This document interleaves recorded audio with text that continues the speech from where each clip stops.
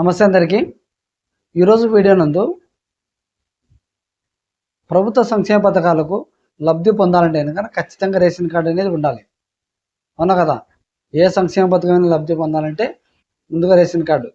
First స్థానంలో Aadhaar card వచ్చిందంటే next రెండోది రేషన్ కార్డు. రేషన్ కార్డు సంబంధం ఆధారంగానే మనకు ప్రభుత్వ సంక్షేమ పథకాలు అనేది ఇవ్వడం జరుగుతుంది. అవునా కదా?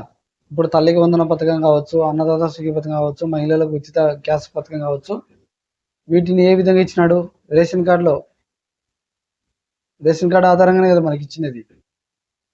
అదే వీటికి సంబంధం లేకుండా ప్రభుత్వ సంక్షేమ పథకాలు అమలు చేయాలని చెప్పేసి గవర్నమెంట్ అయితే నిర్ణయం తీసుకుంది. అయితే ఏ విధంగా అమలు చేస్తుంది, దీని కథ ఏందని చెప్పేసి మనం ఒకసారి వీడియోలో క్లారిటీ మాట్లాడుకుందాం అండి. ప్లీజ్ రిక్వెస్ట్, ఇంకా ఎవరైనా మన యూట్యూబ్ ఛానల్ సబ్స్క్రైబ్ చేసుకోవాలంటే ప్లీజ్ ఒక లైక్ చేసి సబ్స్క్రైబ్ చేసుకోండి. ఓకేనా?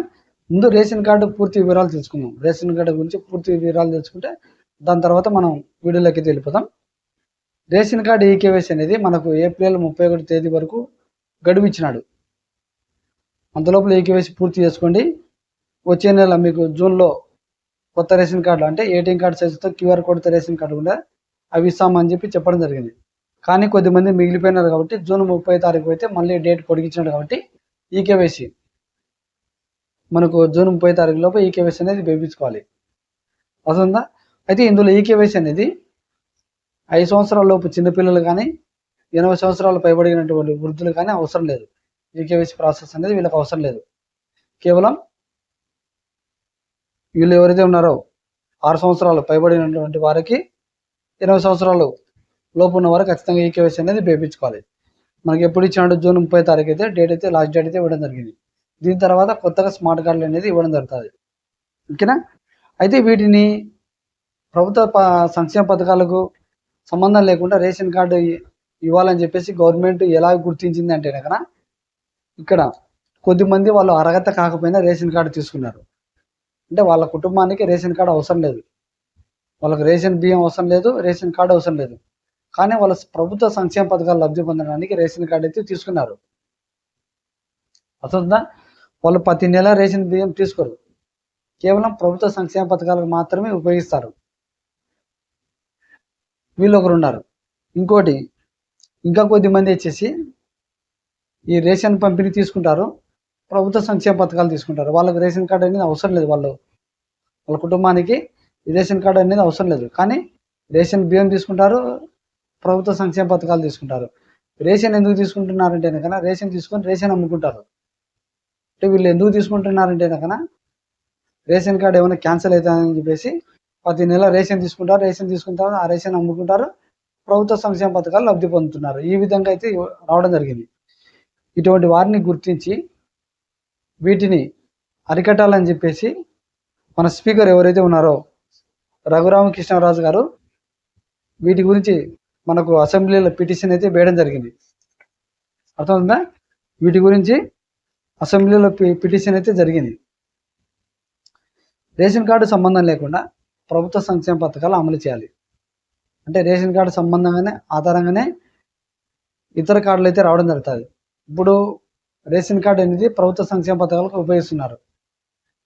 అదే రేషన్ కార్డు ఆధారంగా ఆరోగ్యశ్రీ చేయడం జరుగుతుంది, అదే రేషన్ కార్డు ఆధారంగా పింఛన్ ఇవ్వడం జరుగుతుంది. అవునా కదా? అదే రేషన్ కార్డు ఆధారంగా బీమా కార్డు ఇవ్వడం జరుగుతుంది. వీటికి సంబంధం లేకుండా ఈ కార్డులు ఇవ్వాలి. అంటే రేషన్ కార్డు నెంబర్ సపరేట్ ఉంటుంది, ఆరోగ్యశ్రీ కార్డు నెంబర్ సపరేట్ ఉంటుంది. ఇంతకుముందుకు ఎట్లా ఉండేది? 2014లో రేషన్ కార్డు నెంబర్ ఆధారంగానే ఆరోగ్యశ్రీ కార్డు వర్తింపు చేసేవాళ్ళు. అవునా కదా? స్క్రీన్ పైన ఇచ్చిన ఒకసారి బాగా చూసుకోండి.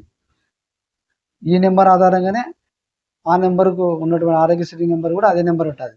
ఇప్పుడు అట్లా కాదు, ఆరోగ్యశ్రీకి నెంబర్ వేరే వస్తుంది, రేషన్ కార్డు నెంబర్కి వేరే వస్తుంది, బీమా కార్డుకి అంతే, పింఛన్కి అంతే. ఇట్లా సపరేట్ డివైడ్ చేసినా కదా ఈ పథకాలు లబ్ధి పొందాలంటే వీళ్ళు కాదు. అంటే ఈ ఆరోగ్యశ్రీ కార్డు లబ్ధి పొందాలంటే కొన్ని షరతులు ఉంటాయి, రేషన్ కార్డు లబ్ధి పొందాలంటే కనుక కొన్ని షరతులు ఉంటాయి, ఆరోగ్యశ్రీ కార్డు లబ్ధి పొందాలంటే కొన్ని షరతులు ఉంటాయి, ఈ రేషన్ కార్డు పింఛన్ లబ్ధి పొందాలంటే కొన్ని కండిషన్లు ఉంటాయి, ఈ బీమా కార్డు లబ్ధి పొందాలంటే దీనికి కూడా కొన్ని కండిషన్లు ఉంటాయి. అంటే మీకు రేషన్ కార్డు ఉన్నంత మాత్రాన మిగతా వాటిని లబ్ధి పొందడానికి అవకాశం ఉండదు. అర్థమవుతుందా? ఒకవేళ మీకు రేషన్ కార్డు ఉంది, మిగతా కార్డు లేవు, కేవలం మీరు రేషన్ మాత్రమే లబ్ధి పొందుతారు. అంటే అక్కడికి వచ్చేసరికి ఆరోగ్యశ్రీ కార్డు లేదంటే మీ దాని అర్థం ఏమైందని, మీరు పేదవారు కాదని అర్థం. ఇవన్నీ ఉన్నవారు పేదవారికి గుర్తించాలని చెప్పేసి గవర్నమెంట్ నిర్ణయం తీసుకుంది. అర్థమవుతుందా? ఈ విధంగా తీసుకురావాలని గవర్నమెంట్ అయితే రావడం జరుగుతుంది. అయితే మీరు ఒకటి బాగా గమనించినా లేదా, ఇంత ముందుకు గత వైఎస్ఆర్సీపీ గవర్నమెంట్లో ఈ విధంగానే అమలైంది. అవునా కదా? ఈ విధంగానే అమలైంది. రేషన్ కార్డుకు సంబంధం లేకుండా ఆరోగ్యశ్రీ కార్డు ఇచ్చినాడు, బీమా కార్డు ఇచ్చినాడు, పింఛన్ కార్డు ఇచ్చినాడా లేదా? అదే విధంగా వీళ్ళు కూడా అమలు చేయాలని చెప్పేసి ఇప్పుడు గవర్నమెంట్ అయితే నిర్ణయం తీసుకుంటుంది. ఓకేనా? ఇంకొక అప్డేట్ కూడా రావడం జరిగింది మనకు. రేషన్ పంపిణీలో కూడా ఇంకొక అప్డేట్ రావడం జరిగింది. ఏంటంటే కనుక రేషన్ పంపిణీలో వృద్ధులు, దివ్యాంగులకు 5 రోజులు ముందుగానే రేషన్ పంపిణీ ఇవ్వాలని చెప్పేసి గవర్నమెంట్ నిర్ణయం తీసుకుంది. అంటే ప్రతి నెల 1వ తేదీ నుంచి 5వ తేదీలో రేషన్ వారికి ముందు నెలనే రేషన్ పంపిణీ చేయాలంటే 26వ తేదీ నుంచి 30వ తేదీ లోపు ఎవరైతే దివ్యాంగులు ఉన్నారో, వృద్ధులు ఉన్నారో వారికి ఇంటి వద్దనే రేషన్ డీలర్ ద్వారా రేషన్ పంపిణీ చేయాలని చెప్పేసి ఈ కూటమి ప్రభుత్వం నిర్ణయం తీసుకుంది. ఓకేనా? మనకు ఇంటింటికి రేషన్ వాహనాలు రద్దు చేసినాడు కాబట్టి ఇప్పుడు ఈ రేషన్ డీలర్ల ద్వారా 26వ తేదీ నుంచి 30వ తేదీ వరకు అంటే 5 రోజులు ముందుగానే రేషన్ పంపిణీ అనేది డీలర్ ద్వారా ఇంటింటికి చేయడం జరుగుతుంది. 1వ తారీఖు నుంచి చేయొచ్చు, కానీ అక్కడ రేషన్ పంపిణీ చేస్తూ ఇక్కడ రేషన్ పంపిణీ ఇంటి వద్దకి రేషన్ పంపిణీ చేయాలంటే కష్టమవుతుంది. కాబట్టి ఒక 5 రోజులు ముందుగానే దివ్యాంగులకు అలాగనే వృద్ధులకు ఇంటింటికి రేషన్ పంపిణీ చేయాలని చెప్పేసి ఈ కూటమి ప్రభుత్వం అయితే నిర్ణయం తీసుకుంది. ఓకేనా? ఇది ఈరోజు ఉన్నటువంటి అప్డేట్. ఇందులో మీకు ఏదన్నా డౌట్ ఉంటే కామెంట్ రూపంలో తెలియజేయండి. మీ అభిప్రాయం కూడా ఒకసారి కామెంట్ రూపంలో తెలియజేయాలి. ఎందుకంటే కనుక ఈ విధంగా ప్రభుత్వ సంక్షేమ పథకాలకు సంబంధం లేకుండా ఈ రేషన్ కార్డుని అమలు చేస్తున్నారు కదా, దీనిపైన మీ అభిప్రాయం మీద ఒకసారి కామెంట్ రూపంలో తెలియజేయండి. అలాగనే వీడియో నచ్చితే ఒక లైక్ చేయండి. మరింత సమాచారం కోసం మన యూట్యూబ్ ఛానల్ సబ్స్క్రైబ్ చేసుకోండి. ధన్యవాదాలు.